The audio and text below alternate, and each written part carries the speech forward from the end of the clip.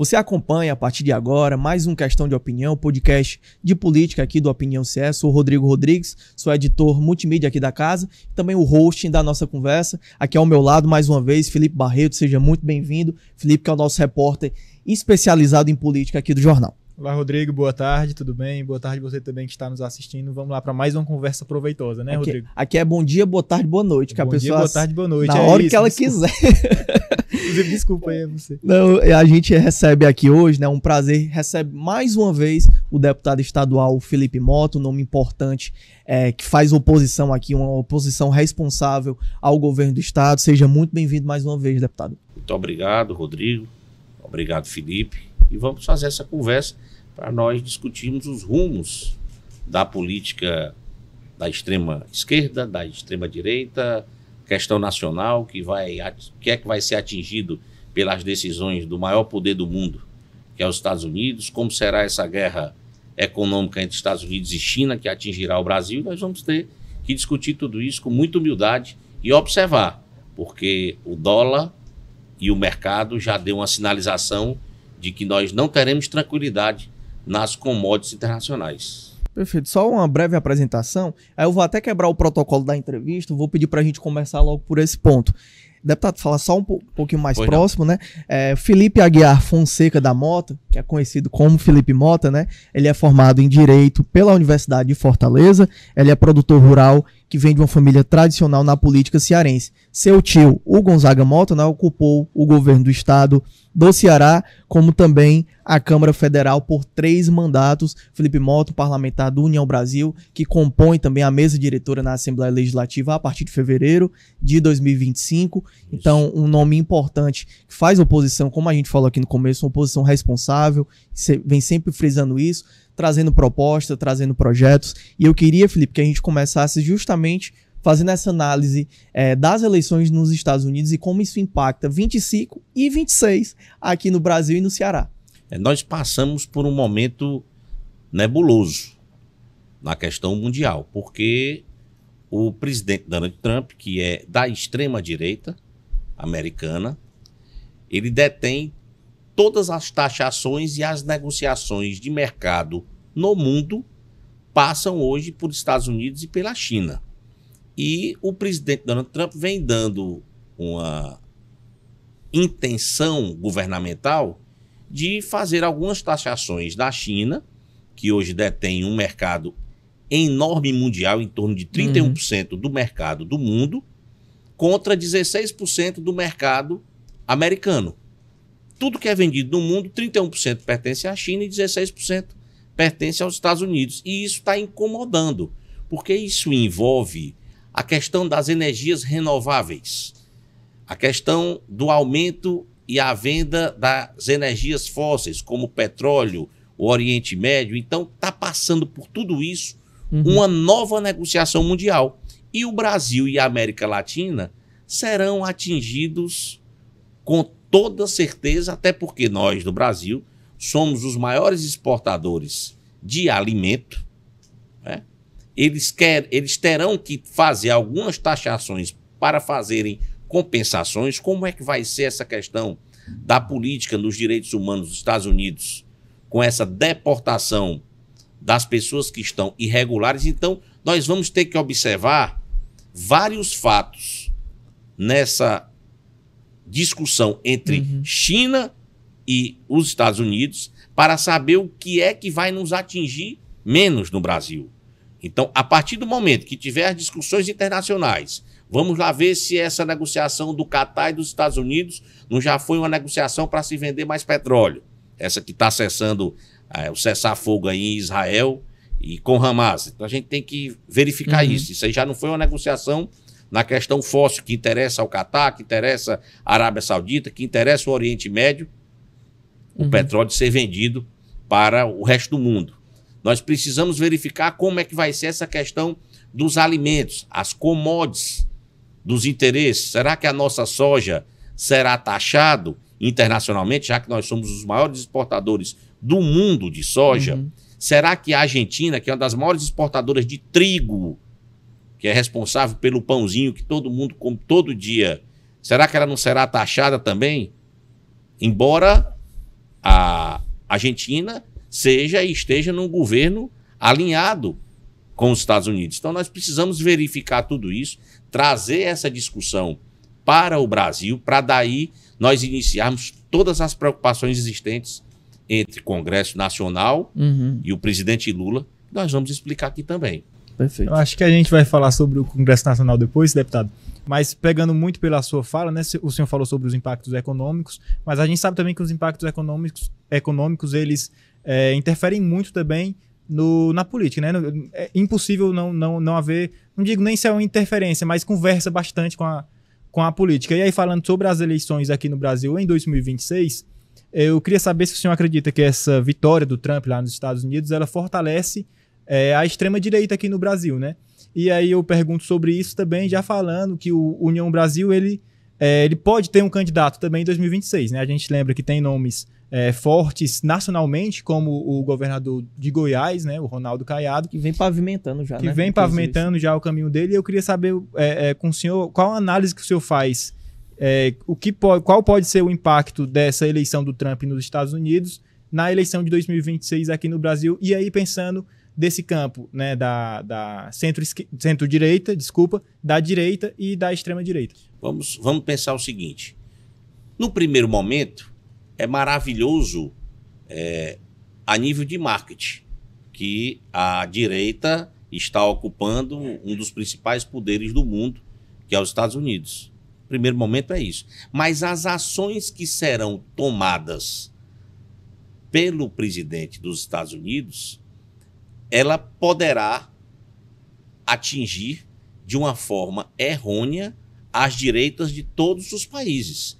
Porque me diga uma coisa, quem é que quer, eu não quero, quem é que quer que os Estados Unidos tome o canal do Panamá para ficar na gerência dele? Não é correto, não já foi discutido, não tem as regras internacionais, não tem todas essas passagens conversadas, discutidas entre os países. Então, na hora que ele diz que vai invadir para tomar, isso não é bom, porque quem é de centro-direita, como eu sou, ou quem está na esquerda ou na extrema esquerda, eles vão dizer, olha aí como não é interessante você ser brutal, agir abruptamente de uma forma que não agrade o mercado. Então, tudo isso precisa ser discutido. No primeiro momento, maravilhoso para a direita, estão comemorando, mas as ações agora, elas serão vistas e poderão ser vistas como ações de prepotência.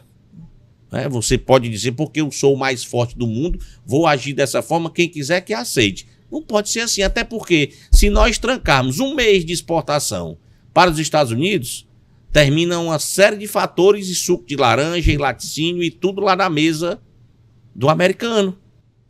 E o Trump, ele não dá indícios nenhum de que ele não vai fazer o que ele prometeu na campanha. Assim, os primeiros dias aí, os primeiros meses, né? Parece que ele vai fazer mesmo aquilo que ele está decidido e aí interfere globalmente. Ele nem negocia, né? Ele não abre nem para uma negociação.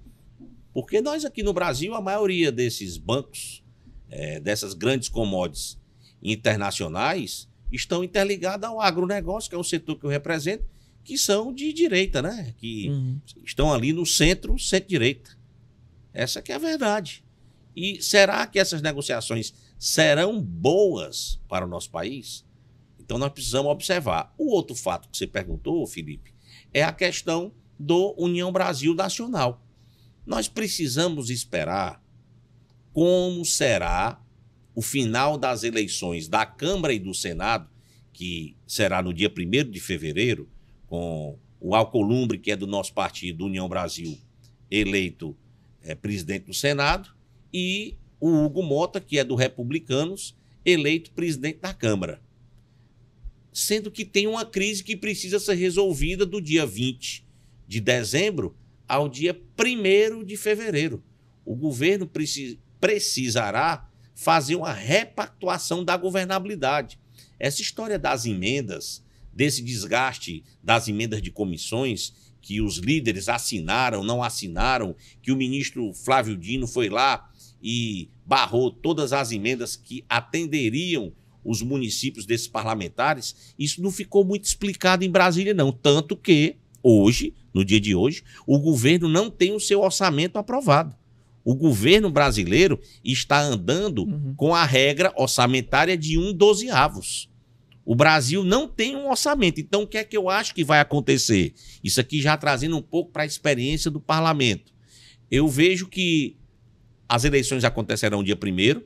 No dia 2 já terá um café da manhã com os líderes partidários, tanto da Câmara como no Senado, da Câmara e do Senado, nas residências oficiais dos dois presidentes, para poderem ir ao Planalto e perguntar, e aí, nós vamos ter uma repactuação da governabilidade ou nós vamos aceitar o que foi feito com o parlamento brasileiro, de uma decisão de um ministro do STF, que pediu que nós fizéssemos e dessemos mais transparência, e isso foi informado, mas não foi aceito, então nós precisamos repactuar essa governabilidade. E acredito que o meu partido, União Brasil, também fará isso.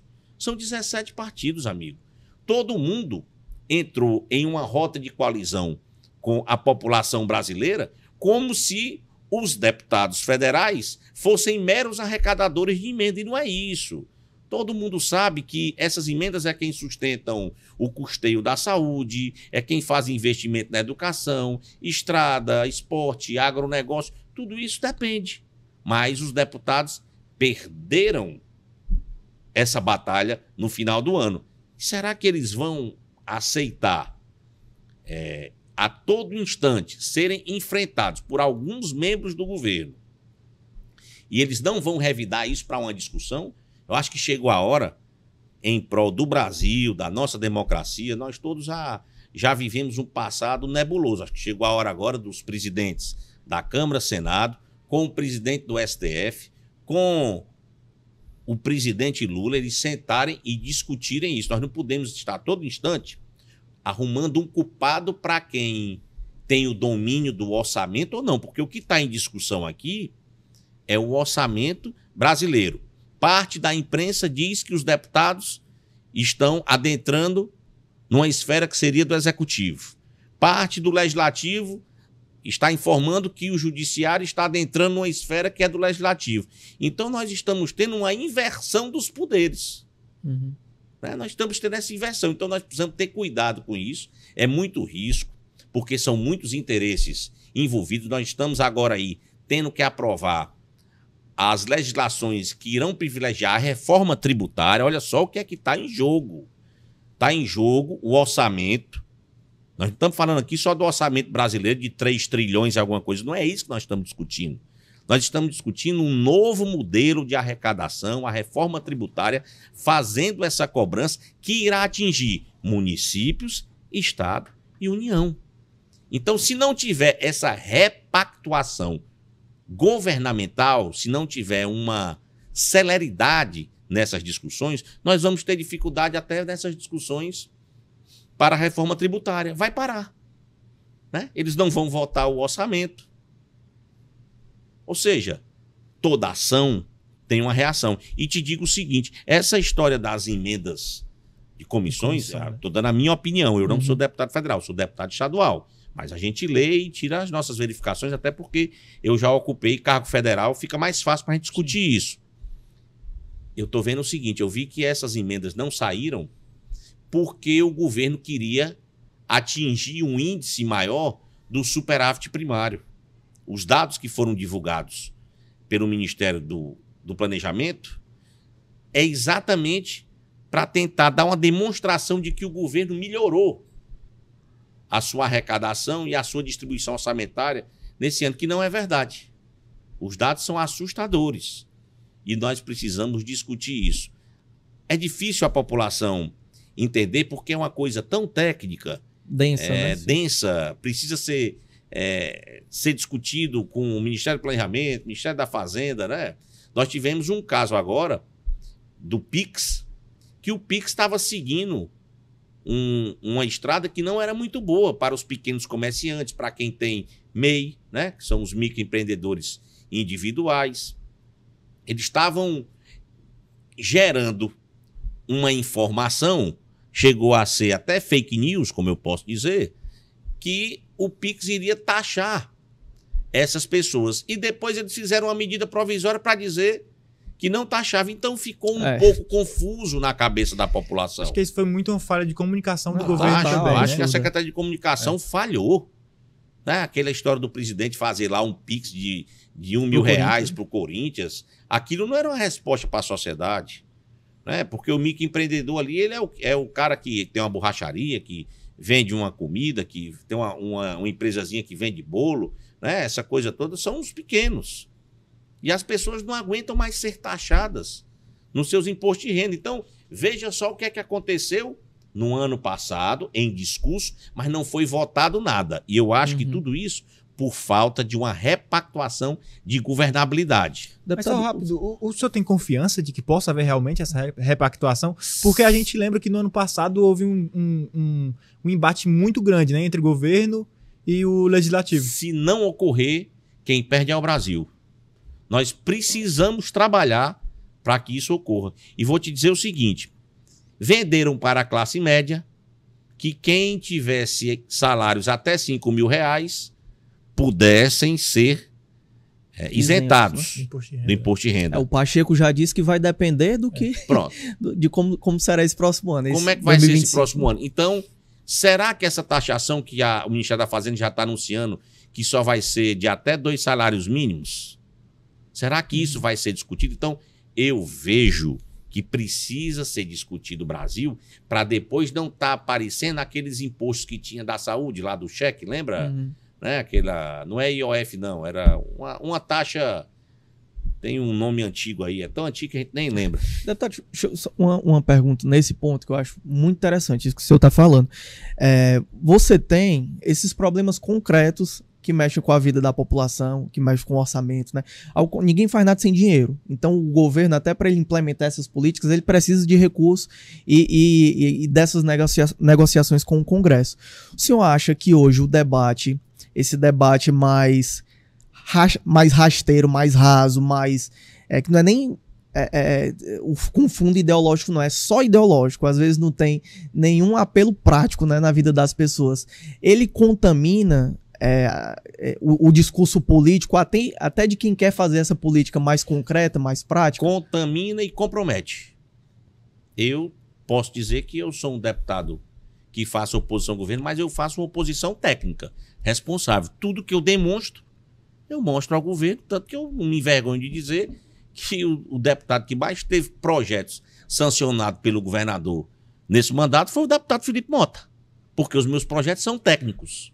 Quando eu decidi pelos consórcios agropecuários, era técnico. Quando eu pedi que a agricultura familiar não fosse taxado nos produtos que ele vendesse para o programa Ceará Sem Fome, são técnicos. Quando nós lutamos pela isenção do imposto do leite, é técnico, porque nós estamos pensando no que está acontecendo naquela cadeia. Parece ser pouco, mas ele muda a vida de muita gente. E aí eu já te digo, esse discurso do campo ideológico, que eu sempre digo que eu tenho pavor a essa história de extrema esquerda, extrema direita, atrapalha o Brasil dioturnamente. Por isso que eu sou defensor de que as políticas de Estado deveriam ser diferentes da política de governo. Política de Estado eram coisas obrigatórias que, se o governador fosse o Rodrigo, se o governador fosse o Felipe ou se fosse a mim, elas teriam que ser seguidas e teriam que ter a garantia dos seus orçamentos todos os dias. Nós não queremos melhorar a questão da saúde, então o que é que a gente precisa de investimento?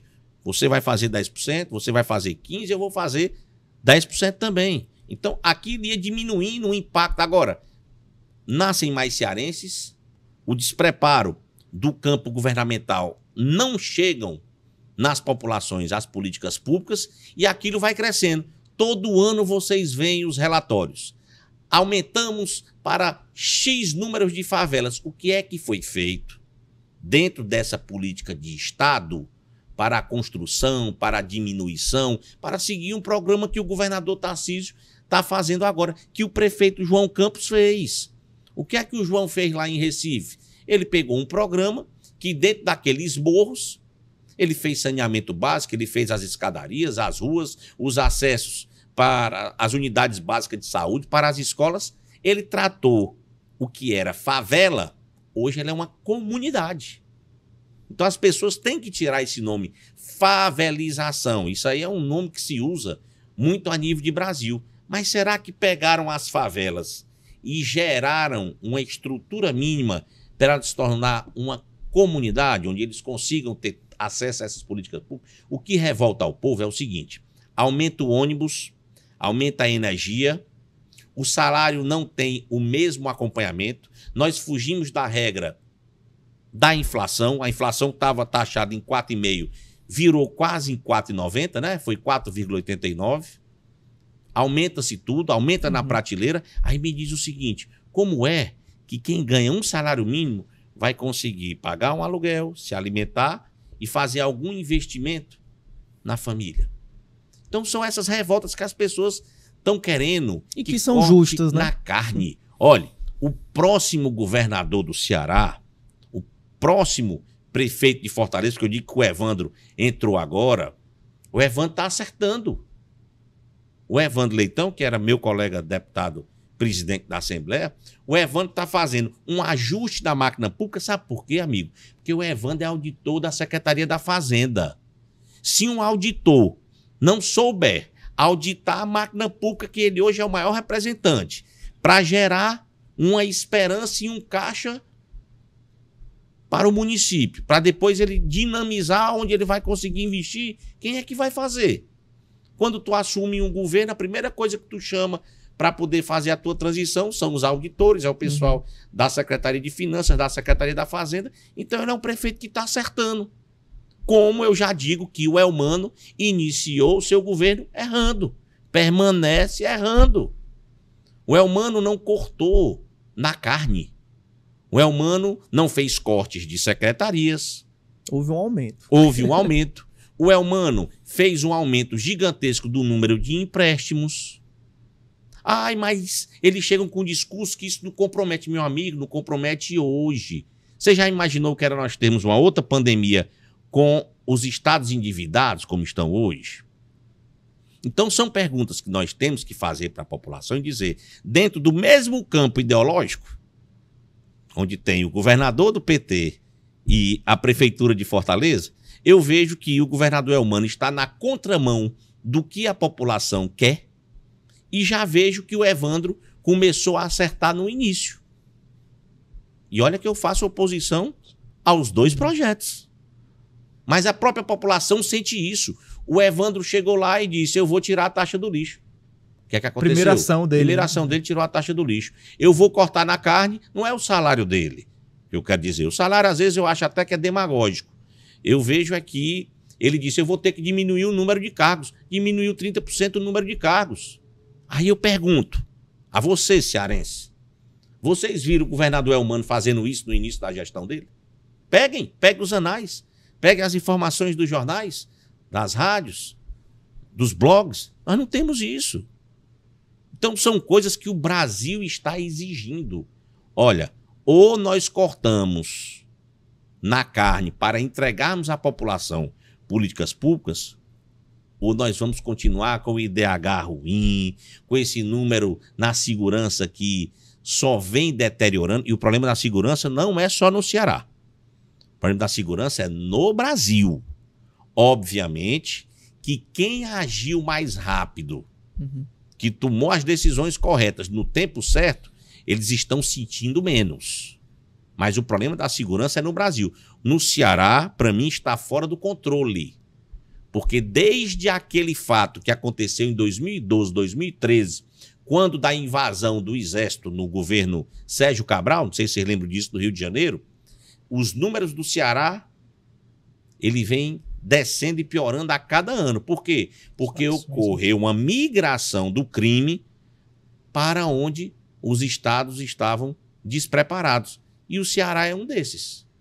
Nós temos toda uma interligação que prejudica. Nós temos portos, aeroportos, né? Hoje, o narco-estado, que eu posso dizer, ele está envolvido no Nordeste brasileiro, não tem como não.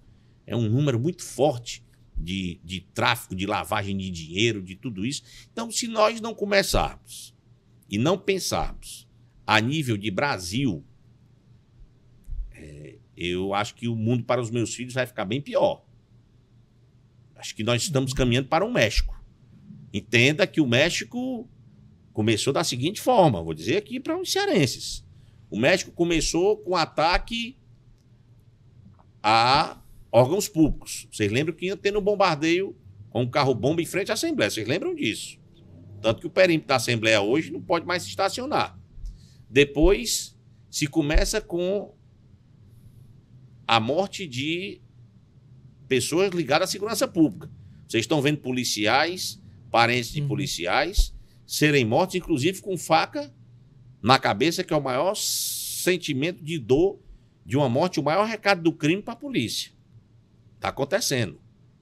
Vocês estão vendo a briga entre facções no estado do Ceará, onde diversos grupos estão brigando entre si para tomar o território.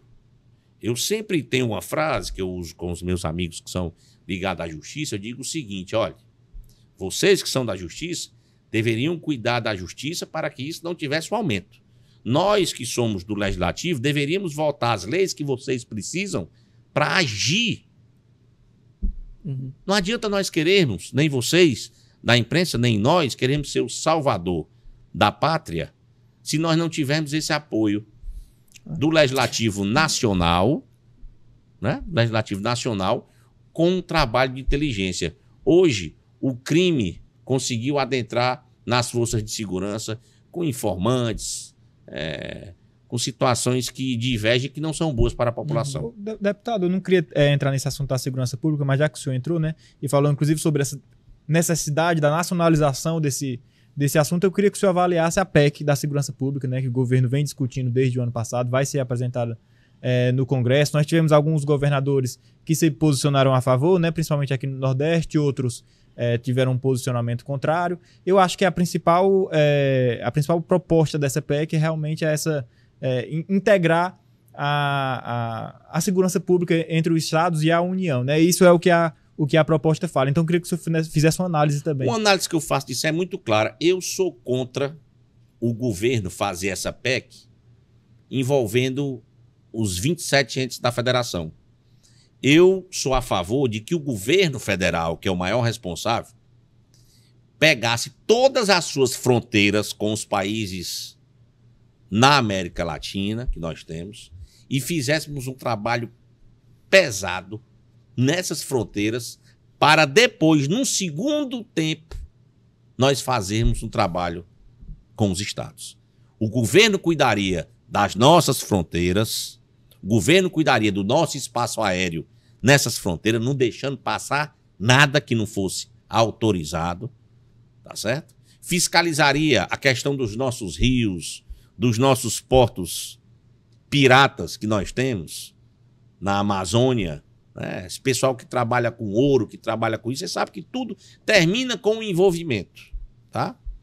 E deixaria os estados para um segundo plano. Agora, como é que deixaria para um segundo plano? Cada um tinha o deverzinho de casa para fazer.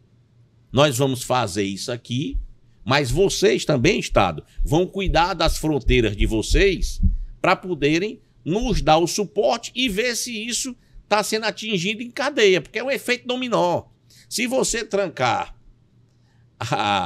os nossos limites da Ponte da Amizade, com o que hoje é pirateado de cigarro, de material eletrônico, de arma, de droga, se você conseguir fazer esse trabalho, obviamente você já vai ter uma melhora no estado do Paraná, uma melhora no Rio Grande do Sul, você vai conseguir fazer esse elo. Agora, não adianta... A Ponte da Amizade que é ali Isso. Em Foz, né? Não adianta você fazer tudo de uma vez. Se você quiser fazer tudo de uma vez, você não vai fazer nada bem feito. Então, se constrói a segurança na questão dos nossos limites com os outros países, tá certo? E entrega um dever de casa para nós fazermos aqui. Porque o tráfego, ele depende do que vem dos outros países.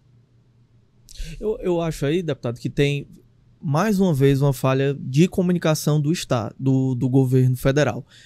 Se você for pegar, quando foi apresentado, qual era a principal demanda, a reclamação dos governadores, inclusive o próprio Caiado reclamou foi o que repercutiu mais, né? Porque apareceu um vídeo dele que repercutiu bastante, de uma suposta falta de autonomia dos estados nessa relação com o governo federal, algo que, se você for ver de mudança, o Lewandowski, a alteração mesmo que ele fez foi essa. Foi só para deixar claro que o governo federal não faria, né, não teria nenhuma ingerência aí nos estados em relação a isso, mas seria um complemento, que é uma pauta, inclusive, demandada pelos próprios governadores, porque não tem, assim, julgam não ter capacidade de resolver esse problema. Então, a comunicação do governo federal é realmente algo que atrapalha, assim, diversos setores e, às vezes, atrapalha alguns fluxos que poderiam ser muito mais simples, né? Eles deveriam conversar primeiro com as academias, com as universidades.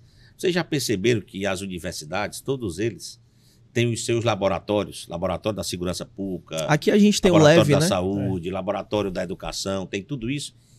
E as universidades não são procuradas porque acham que a ideologia das universidades são todas do campo da esquerda. Está errado. Ali, se você chama o reitor, que está na Universidade Federal, um exemplo, e você entrega um plano para eles poderem estudar e entregar uma pesquisa a você, seja o governo de esquerda ou de direita, vai ser entregue, amigo. Aquilo está em jogo a sua própria segurança, a segurança da sua família, dos seus amigos, da sua propriedade. Então as pessoas precisam pensar mais no campo fora da sua casa, fora do seu escritório, fora da sala de aula. Se nós não pensarmos assim, nós vamos ter grandes dificuldades. E eu acredito que nós temos grandes instrumentos para discutir tudo isso no Brasil, porque está chegando o momento que os políticos vão dizer assim, Rodrigo, ó, olha, traficante cuida de boca de fumo, os políticos cuidam de políticas públicas, para a gente poder entrar na comunidade. Já está virando assim. Na eleição agora... Agora, para poder entrar na comunidade, você tinha dificuldade, eu vi aqui notícias de vocês mesmo, que eles tinham que pagar para poder entrar nas comunidades. Não existe isso, eu não sou dessa geração. Minha geração era de discutir, de conversar, eu vi isso dentro de casa. Então, a coisa está errada, precisa ser discutida. E ontem, tá? Porque no estágio que eu estava dizendo aqui, órgãos públicos, já foi. Tiveram diversas situações dessa. Equipamentos, como ônibus incendiário, enfrentaram isso, enfrentaram aquilo, já foi. Está na polícia. Daqui a pouco chega nos agentes do judiciário e depois em nós políticos. É natural. Isso aqui não é filme do Narcos, não é aqueles filmes que vocês estão vendo, não. É o que está acontecendo. Quantas pessoas vocês já escutaram dizer a seguinte frase? Vê lá aquela problemática na linha amarela, linha vermelha no Rio, as pessoas dizem, o Rio de Janeiro está sem jeito. Não dizem isso. Mas vocês lembram quando teve uma atuação ferrenha, pensada, com inteligência? Vocês viram quais foram os índices do Rio de Janeiro? O número de pessoas que não eram mais assaltadas, que não estavam perdendo a sua vida, mas só que teve o começo, no meio fizeram mal feito, enxugando o gelo, não teve o fim, eles entraram com muito mais força, dizendo, vai agora de novo, para enfrentar, e foi você que andou caboetando, que andou fazendo. Então a população hoje está à mercê do medo. No interior do estado, antigamente, 6h30, 7 horas, todo mundo tinha suas cadeiras nas calçadas, um para conversar sobre a vida social do outro. Acabou. 8 horas da noite, tu passa agora no interior, são as portas todas fechadas com grade. Né? Então, isso não é bom para a sociedade. Está todo mundo com medo. Fortaleza aumentou o número de assaltos aí, porque toda festa, nós sabemos, isso aí a própria polícia informa, quando chega perto do Natal, o número de assaltos aumenta por quê? As pessoas querem se divertir, querem comprar um tênis para o filho, querem fazer isso, o que é que eles fazem? Vão assaltar. Chega o carnaval, aumenta o número também. A fonte de renda. É isso. Infelizmente, a população tem que ter alguém para ter coragem de dizer isso. Porque se nós não tivermos essa transparência para dizer, não adianta eu estar na política. Deputado, a gente está caminhando aqui para o meio já da entrevista, eu queria falar um pouquinho do parlamento cearense. O senhor vai ocupar um espaço na mesa diretora, um espaço que foi conquistado a partir de muito diálogo, né? Da força também da oposição, conseguiu se articular para conseguir esse espaço, para conquistar esse espaço. Não foi um espaço cedido, né? Foi um espaço conquistado. E essa mesa assume a partir de fevereiro agora, né? Do dia 2 de fevereiro, Romeu Aldigueri será o presidente da casa. Queria que o senhor falasse um pouquinho como é que foram essas tratativas até chegar ao seu nome, qual a importância de estar ocupando esse espaço também na mesa diretora. A oposição se reuniu e nós defendemos a nossa bandeira de fiscalização, de participarmos das comissões técnicas. Nós víamos a necessidade da oposição estar na mesa diretora, eclético. Lá existem 7 partidos, pessoas que estão discutindo, que pensam com o governo, eu que já faço oposição, mas eu sentei para discutir isso com os meus colegas e eles assimilaram a ideia, viram a importância de nós estarmos na mesa diretora. Querendo ou não, são os atos da mesa que vão dar a dinamização de todo o plenário. Tudo começou ainda com o deputado Fernando Santana. Eu conversei com o Fernando, achava importante a oposição estar na mesa diretora. Isso foi discutido entre Fernando Santana e a base do governo, né? Nós explicamos, eu tive uma reunião ainda com o presidente Evandro, já eleito prefeito de Fortaleza, eu expliquei a importância de nós estarmos com o nosso espaço e eu vejo que um parlamento eclético ele é melhor até para as discussões. Não sei se vocês lembram, quando o governador aprovou aquela lei que tirava os incentivos da indústria. Eu fui à tribuna e disse, existem estados que estão esperando a sanção dessa lei para poder cooptar as empresas cearenses e levar para vizinhos. Eu disse isso. 30 dias depois, saiu os números da CNI, os estados estavam querendo fazer essa cooptação porque estava tendo a discussão do Fundo de Desenvolvimento Regional dessa questão fiscal dos estados e aí o governador revogou. Por quê? Porque é a realidade, discutir tecnicamente. Então, por eu estar na mesa, isso fica mais fácil. Quando eu ver um erro aqui, eu vou te contar uma coisa simples que parece uma besteira, mas não é. Está sendo feita agora a Transnordestina. Onde a Transnordestina passa, ela tem comunidades do lado esquerdo e do lado direito. Se você passa um trilho e você tem um grade de um trilho mais alto, onde não passa um caminhão, uma moto, uma ambulância, as comunidades iriam ficar ilhadas. Quando eu vi a autorização do governo do estado para se usar parte das faixas de domínio que pertencem ao governo, eu não vi lá no projeto os acessos para as comunidades. Ou seja, iriam passar com o trilho e as comunidades ficariam divididas. Sabe o que é que eu fiz? Cheguei para o líder do governo, que é o Romeu, né? O Romeu é presidente a partir do dia 1º, disse, Romeu, nós precisamos discutir isso aqui, porque as comunidades vão ficar ilhadas e vai ser um problema de prefeitos, vereadores, líderes comunitários, comunidades com ônibus escolares, né? Trafegabilidade do setor produtivo, vai ser um problema. Onde passar esse trilho que tiver uma passagem, nós temos que ter uma passagem de nível, uma situação para viabilizar. E assim foi feito. Então, isso é que é oposição com responsabilidade. Então, foi isso que eu pedi à mesa diretora, que nós precisávamos do nosso espaço. Fui escolhido entre os meus colegas da oposição, sinto muito feliz, até porque foi um trabalho dos 4 deputados que pertencem ao grupo do ex-prefeito Sarto e Roberto Cláudio, juntamente comigo e com o deputado Reginaldo, que fazemos oposição, né? Até porque nosso querido Oscar já estava aí no limite para poder ser prefeito de Sobral, e fiquei feliz. E tenho também uma meta para esse trabalho. Eu não quero chegar lá na mesa, porque você sabe quando nós chegamos na mesa, nós não podemos ocupar comissões técnicas, né? Eu era da CCJ, a principal comissão da casa.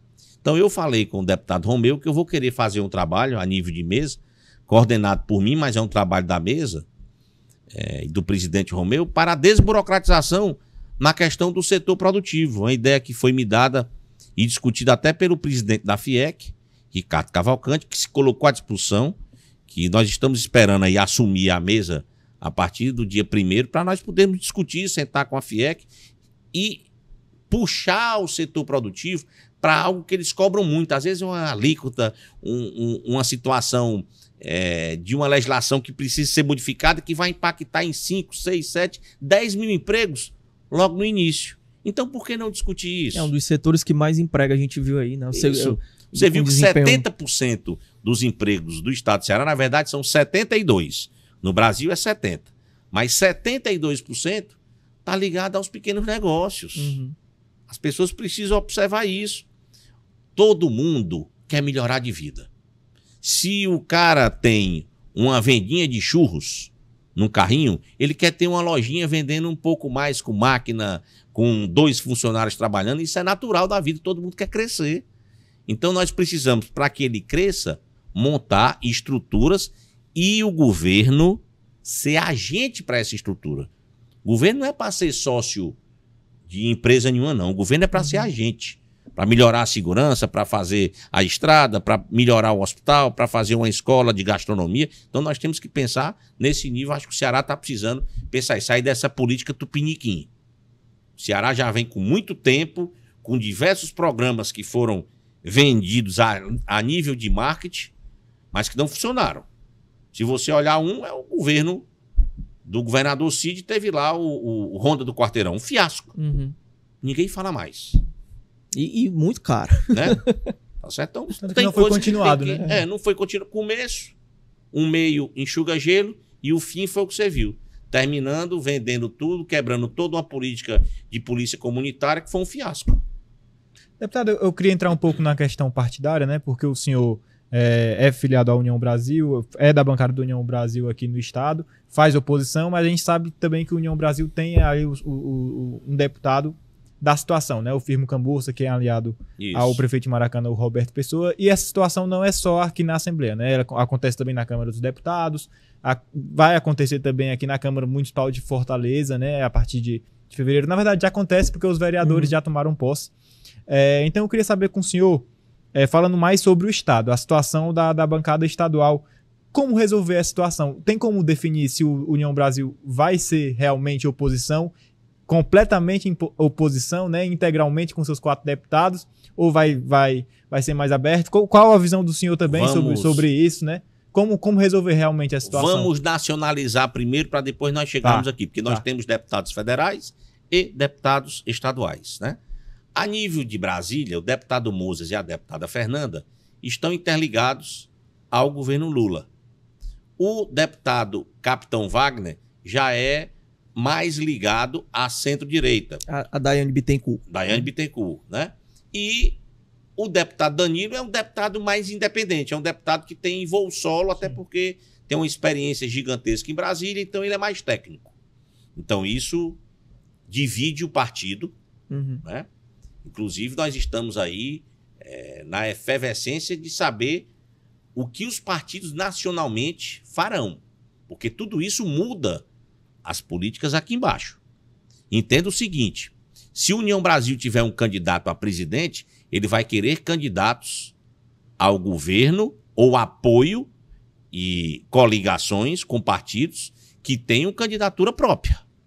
Se o PSD do Kassab tiver um candidato próprio, ou então mesmo uma coligação com o governador Tarcísio, candidato a presidente da República, muda tudo com o PSD aqui no estado do Ceará. Se o MDB tiver novamente uma candidatura da ministra Simone Tebet, muda tudo no estado do Ceará. Então, essa nacionalização da política brasileira chegando nos estados, isso vai mudar o tom do Brasil. E você sabe que isso vai ser mudado bem antes. Por quê? Porque até março do próximo ano, né, as pessoas terão que estar com as suas filiações, com tudo organizado, e isso vai dar um cenário de quem terá candidato a presidente ou não. Você lembra que em março também tem as janelas partidárias, né? Exatamente. Que as pessoas podem trocar de partido. Chegando aqui no Ceará, eu já te digo que hoje são 3 deputados da oposição e um deputado da base, né? Da base, né? Porque o deputado Heitor já faz oposição há muitos anos, né? O deputado Felipe Mota faz aos Ferreira Gomes. Ele faz aos Ferreira Gomes, eu não sei como é que vai ser, mas eu eu vejo o Heitor como fazendo uma oposição responsável muito parecida com a minha ao governo Elmano. Eu espero, né? Nós não sentamos ainda para conversar, nós estamos esperando essa conversa através do presidente. Eu acho que é necessário que o presidente Capitão Wagner reúna o partido para escutar, e te digo, Fernando e o Firmo, desde 2022, antes mesmo de assumirem os seus cargos, já disseram na mesa do partido que seguiriam o governo do PT. Então foi discutido lá atrás, não foi? Do grupo do Roberto Pessoa também, que aí você o vê... Roberto hoje está aliado ao PT, né? Hoje o prefeito Roberto Pessoa está aliado ao PT. Eu sempre gosto de repetir isso para as pessoas, para vocês entenderem. Olha, o PT está no governo do Roberto desde 2005. O Roberto é aliado do PT desde 2005. Mas isso aí é uma forma isolada de fazer política de boa relação como ele fez. Então está lá feita. Eu não teria feito, porque a minha visão é uma outra. Essa discussão com o PT, com esse racha ideológico que eu não gosto. Tanto que você viu que na eleição para prefeito, eu não me manifestei, nem Evandro, nem André Fernandes. Fiz questão de dizer que não me manifestaria, por quê? Porque eu dizia na tribuna da Assembleia que eu era anti-extremismo. Todo mundo aqui sabe. Que quando vai no PT eu vou em cima, quando vai em cima do Bolsonaro vai em cima, quando eu tenho que elogiar um e o outro, eu elogio. Para que uma coisa mais feia do que mentir um convite de uma posse de um presidente. O Bolsonaro disse que tinha um convite da presidência da República para poder ir. Não tem esse convite, amigo, fica feio. Para que mentir como o Haddad? Dizer que ia ter a isenção do imposto de renda, essa história do Pix. Quem ganhar 6 mil, 7 mil, iria ser visto, iria aparecer na malha fina. Para que mentir? Esse é o problema. Por que é que não colocaram as claras? Por que é que não geraram faixas? Se a intenção era segurar as bets, as fintechs, se não era para atingir os menores, os MEIs, por que é que quem era MEI não fez um cadastrozinho lá no Ministério da Fazenda para ser entendido como MEI? Para o cara saber que ele comprava isso no supermercado, era de acordo. Porque hoje não é tudo amarrado, hoje não tem programa para tudo. O que tu compra no supermercado, se tu é pipoqueiro, é milho. Então tá lá, a tua notazinha fiscal, 3 vezes por semana tu comprou milho, para tua pipoca, né? Apresentava, fazia tudo isso. Qual era o problema? Mas não, o Brasil tem a mania de querer inventar a despesa sem dizer para o povo brasileiro quanto é a despesa e depois ainda quer convencer que o cara tem que pagar o que está errado. Não existe isso. Deputado, continuando nesse tema do União Brasil, aí você tem, o senhor falou das eleições aqui em Fortaleza, o senhor ficou mais distante, teve uma atuação muito forte no interior do estado, com sucesso, né, diversos municípios com atuação forte, com sucesso, independente se foi o candidato mesmo do União Brasil ou alguma parceria, né, que saiu vencedora. Mas nós tivemos aqui em Fortaleza uma nova configuração com a entrada do Roberto Cláudio, parte do grupo aí do próprio Sarto, né, ficou próximo nessa união em torno do nome do André Fernandes. Para 2026, falando agora de governo do estado e de Senado, como é que o senhor vê essa nova configuração, principalmente com a possibilidade aí clara do Roberto Cláudio se filiar à União Brasil? Vamos entender que o nosso adversário é forte. Nosso adversário está com o governo do estado, está com a prefeitura de Fortaleza e está com o governo federal. Nós temos que encarar isso. Existe um projeto que nós estamos enfrentando, que eles são fortes, mas eles não são eternos. Hoje, nos dias de hoje, avaliando todos os erros que foram feitos durante a eleição de 2024, nós vamos precisar nos unir. PL, União Brasil, Novo, outras siglas partidárias, se o ex-prefeito Roberto Cláudio for para um outro partido, um Solidariedade, um PP, não sei para qual partido ele vai, isso é uma discussão que nós vamos ver mais à frente, mas nós vamos precisar nos unir. E vou te dizer o seguinte, lá atrás, eu diria que eu avisei ao capitão Wagner que se nós tivéssemos feito uma união com o André, Roberto Cláudio, Se nós tivéssemos construído isso, até na própria experiência, talvez hoje nós estávamos com a Prefeitura de Fortaleza. Faltou esse sentimento de união. O Sarto saiu de um prefeito que não vinha se comunicando bem com a população para querer ser um ator de Juliette. Isso não se faz. Não se brinca com a imagem de um político. O político ele tem que estar com a imagem alinhada à população, às camadas que ele defende e às políticas públicas. O Sarto, meu amigo, eu andei 41 bairros de Fortaleza na campanha. São 121, eu andei 41, até porque eu dediquei a minha eleição praticamente mais no interior. Mas o Sarto tinha muita obra, ele não se comunicou bem. Sim. Tinha muito trabalho. Tá? O capitão foi pego de surpresa com essa eleição do André, porque o André foi o novo. Mas eu vou te dizer um negócio aqui, ninguém sabe disso. O André Fernandes não fez uma ligação para nenhum deputado de oposição dizendo assim, vamos tomar um café, vamos montar estratégia para ganhar a prefeitura. É certo isso? Isso é diálogo? Esse extremismo de dizer que eu vou ganhar só é bom para os princípios públicos? Eu não vejo isso como interessante. Até porque todos nós poderíamos ter ajudado. Digamos, eu elegi 2 prefeitos no interior e 110 vereadores. Será que se eu reunisse todo esse grupo para poder fazer uma campanha para o candidato que fosse discutir de oposição, não teria um pouco mais de força? Foi o que o grupo vencedor fez, inclusive. Fez isso. Fez isso, estava na minha mente. Mas a gente só pode dar o apoio àquele que quer o apoio. Se fosse comigo, eu indo para o segundo turno, amigo, no mesmo dia à noite, eu estava reunido com todo mundo na cozinha da minha casa, tomando café para a gente discutir o que é que cada um faria para nós ganharmos. Aí nós não fizemos. Agora os espaços estão todos ocupados. Resta saber se a economia brasileira vai funcionar corretamente, porque assim como melhora em cadeia, piora em cadeia também. Se a economia for bem, os governos abaixo tenderão a melhorar. Se a economia for mal, todos eles também vão piorar. Então isso tem que ser discutido com muita humildade, observar, e não é torcer contra, não. Essa história de torcer contra, eu torço que dê tudo errado, que aconteça isso, meu amigo, não faça isso não. É tanta gente precisando do interior de um exame, um filho com hidrocefalia, com autismo, tá? É tanta gente precisando de uma cirurgia, adentrar para fazer um tratamento oncológico. A gente tem que ser mais humano. Mas hoje o senhor já vê um nome, porque o André ele não pode concorrer por causa da idade, né? O Carmelo não pode concorrer por causa da idade, nem Senado, eu tô falando Senado e governo, né? Eles não podem concorrer por conta da idade.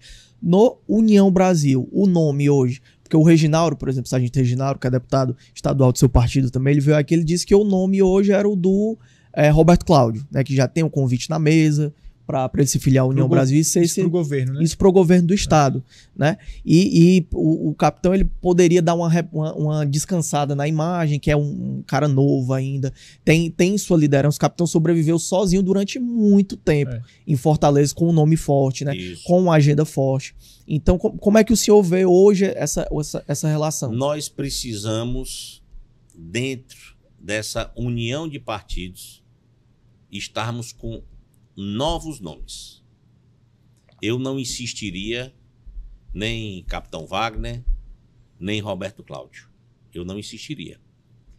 E já te digo, se não tiver esse novo nome, um grande nome seria do ex-prefeito Roberto Cláudio, porque é preparado, conhece a máquina pública, é um homem experiente, mas eu não insistiria. Eu veria melhor um nome novo para o governo do estado, e viria o Roberto Cláudio e o Alcides como os 2 grandes nomes para o Senado. Era mais ou menos como aconteceu com o Tasso no SIC. O Alcides... O Alcides Fernandes, pai do André. O pastor Alcides Fernandes. Vale lembrar que o André Fernandes tem muito voto, né? Então, o apoio do André ao pai dele poderia... Eu acho que o Roberto e o Alcides para o Senado seria 2 grandes nomes, respeitando isso, né? Agora também não quero criar aquela situação, se não tiver ninguém vai ser um dos 2, não. Isso é feio, isso é até falta de educação de um político dizer isso. Até porque o cara tem história, tem um nome, declarou-se, né? Fez o trabalho dele, no segundo turno se aliou ao André Fernandes, então vamos respeitar. Né? Isso aí. Mas eu queria muito um nome novo. Nome de uma pessoa jovem, nova, que viesse com um discurso inovador, que viesse com a proposta de diminuir o número de secretarias, de devolver prédios públicos que estão com aluguéis caríssimos, que ele conseguisse fazer essa adequação do sistema público de saúde, que conseguisse chegar com políticas públicas no desenvolvimento econômico, com duplicação de rodovias, com construção de novo berço para o porto. Essa história do hidrogênio verde, eu estou preocupadíssimo com o que eu estou vendo aqui. Eu vou chegar já lá, mas eu queria que fosse um nome novo.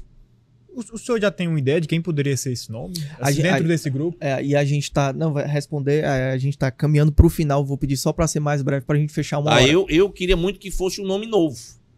Esse nome novo, nós temos diversos empresários aí no estado do Ceará que têm essa visão. Quem é o Romeu Zema aqui para vocês? Romeu Zema era um empresário novo. Ele não tinha ligação nenhuma com o político. Ele veio com a ideia de melhorar a máquina pública de um estado que estava quebrado, permanece, mas ele pelo menos conseguiu pagar a folha de pagamento, dar o desenvolvimento, crescer, fazer tudo isso. Então nós precisamos de um nome novo. Esse nome não é o Eduardo Girão, agora, não é porque ele não é novo, ele já vem do Senado e teve agora uma eleição em Fortaleza, mas ele é importante no processo. Né? Porque ele disse que não é candidato mais a senador, né? Ele já disse que não é a favor da reeleição. Né? Então nós precisamos ver isso, sentar, discutir. Tem muita gente boa aí, tem presidentes de federações que podem se apresentar, sindicatos, grandes empresários, que de repente dizem, olha, rapaz, eu já dei minha contribuição com a empresa aqui, agora é o CEO que está tocando, eu vou me dedicar ao meu status, nesses 4, nesses 8 anos. Eu viria muito nessa forma. Eu acho que nós estamos precisando de um choque de gestão, choque de realidade. O estado do Ceará está precisando disso. Só para finalizar... Rapidinho, Rodrigo. Felipe, né, porque eu não posso deixar de falar sobre esse ponto. E aí a gente realmente finaliza para cumprir o horário, né? Com todos os outros convidados também que a gente traz aqui. O senhor foi o autor da lei que gerou um burburinho, né, ano passado, no final do ano passado, com o apoio do governo do estado, que autorizou o uso da pulverização por meio de drones, né, na agricultura aqui do Ceará. Queria saber do senhor, uma das críticas que houve em relação a esse tema em específico, além do próprio tema, né, dos parlamentares aí que defendem o não uso, né, dos agrotóxicos e da defesa da lei Zé Maria do Tomé, houve uma crítica muito grande também à forma como o processo foi levado na Assembleia Legislativa do Estado, com algumas críticas mais pontuais a alguns nomes, né, houve um momento de tensão na Assembleia. Queria que o senhor comentasse um pouquinho como foi esse processo e também se esse processo, né, se a forma como foi levado foi a melhor de fato ou se há algum arrependimento nesse diálogo também. Olha, a evolução do agronegócio, o agrotech, ele precisa ser discutido a todo instante. É a evolução, é o crescimento. E o estado do Ceará era o único estado que não detinha a lei que autorizava os drones. Os drones não é o que estão sendo vendidos aí não, que é com agrotóxico, não é isso não. Nós temos o drone para poder plantar, nós temos o drone para poder fertilizar, para poder fazer a aplicação de biosoluções, dos defensivos agrícolas. Não adianta a gente fazer todo um burburinho. Tu já imaginou o que é um trabalhador rural com uma bomba costal daquela, com 25 litros, o dia inteiro no sol, para poder fazer a pulverização em 1 hectare? Os drones chegam ali em 2 horas, voando de uma forma responsável, baixa, fazendo a aplicação correta de tudo isso. Em 2 horas ele faz 5 hectares. Então são coisas que precisam evoluir e o estado do Ceará estava atrasado. O mercado do algodão, o mercado da banana, o mercado de hortifruti granjeiro, eles estavam preocupados como é que iam fazer com o Ceará. Porque não tinha essas aplicações. E te digo, em Limoeiro, ele já estava usando o drone, amigo. Nós é que não sabíamos. Eles chegavam à noite lá, estavam usando o drone em todos os locais. Como é que se fazia essa fiscalização? Agora não, agora nós temos que preparar os institutos federais para preparar esse novo mercado. É um novo mercado que surge no Ceará. Quantos empregos nós não vamos ter agora com essas aplicações por drone? Daqui a pouco, em vez de nós estarmos distribuindo aquelas bombas, nós vamos estar distribuindo drone para as comunidades ou para os municípios, para eles poderem fazer essas aplicações. É questão de responsabilidade. Ninguém aqui está chegando e dizendo que os drones só aplicam veneno. Isso é uma inverdade. Nós não concordamos com isso. A Federação da Agricultura está preparando todo o material para preparar os produtores rurais desse uso. E te digo, a esperança dos produtores rurais com essa aprovação do projeto dos drones foi gigantesca. É economia. Economia. Tem gente aí que vai economizar por hectare 7, 8 mil reais. E quem planta 1.000 hectares? São 8 milhões de reais que ele vai investir em novos equipamentos, em mais empregos, em mais capacitação e qualificação para os seus profissionais. Tem tudo isso que tem que ser discutido e é só o início. Tudo tem a sua adequação. Daqui a 3 anos, você vai me dizer o que é que representa os drones e o que vai acontecer na economia da agricultura do Ceará. E rapidinho mesmo, em relação a como foi aprovado esse projeto na Assembleia, você tem uma reclamação aí, por exemplo, de até deputados, e aí não falo do senhor especificamente, tratando com desdém, né, brincando, e aí foi um caso que repercutiu também na Assembleia. Eu até vi no Jornal Povo, até o Jornal Povo que fez essa divulgação. Eu sou um cara muito técnico, eu discuto na parte técnica esse desdém de brincar com outro colega, eu não concordo muito com isso, eu sou ético, eu tenho respeitabilidade à Assembleia, as pessoas estão nos vendo como é que são apresentados esse projeto. Agora, eu defendo o agronegócio com unhas e dentes. Isso aqui eu digo abertamente. Porque se nós não tivermos o agronegócio, amanhã tu não toma café, não almoça e não janta. Tu precisa do agronegócio para tudo isso acontecer. E para diversas coisas. A roupa que tu veste, a água que tu bebe, tudo isso depende dessa construção efetiva do agronegócio, do setor produtivo, das empresas, sejam da agricultura familiar com o grande produtor. Perfeito. Deputado, queria te agradecer mais uma vez em nome de todo o grupo Opinião, pelos esclarecimentos que foram dados aqui, né? Esse debate que é tão interessante, né? As projeções são... A jornalista adora fazer projeção do que acontece em 2025, do que vai acontecer em 2026, e falar isso com um cara que entende do que está falando, que tem abertura para falar sobre isso, é muito legal. Então, te agradeço mais uma vez pela participação, estendo o convite para uma próxima oportunidade a gente debater esses temas aqui também. Muito obrigado, Rodrigo e Felipe. Vamos ver aí a posse do Trump dia 20, e 30 dias depois, vocês verão o que é que vai estar acontecendo nas bolsas de valores, na flutuação do dólar e o que vai ajudar e atrapalhar o nosso país. Vai ser rápido. As decisões desses caras serão rápidas. 30 dias. Então, Rodrigão, já pode marcar a volta do deputado aqui para a gente analisar. E guarde todos os recortes daqui a 30 dias, depois do dia 20. Perfeito. E a gente já fica ligado aqui também para a próxima oportunidade, né? Felipe, te agradecer também pela parceria. A gente segue juntos aqui nos trabalhos do Opinião. Obrigado, Rodrigo. Para complementar a sua fala, né, receber o deputado Felipe Mota é sempre bom, porque ele é um político, é até incomum, né? Assim, a gente vê nesse meio político alguém que fale com tanta responsabilidade sobre as suas pautas, né? E também sobre a oposição, né? Porque a gente vê muitas pessoas fazendo oposição por oposição, então é importante ter essa visão mais técnica também de toda a situação política, né? Muito obrigado. Obrigado ao Grupo Opinião. Te agradecer também pela parceria, a repercussão completa dessa entrevista, né, fica disponível nas nossas redes sociais, no nosso portal de notícias. Então ajude, né, comentando, compartilhando, seguindo a gente aqui no YouTube se você ainda não segue, né, para estar por dentro desses assuntos que são tão caros e tão importantes para a população cearense, para a população de Fortaleza e para a população brasileira também. Então agradeço, né, pela participação, deixo aqui um abraço e a gente volta na quarta-feira.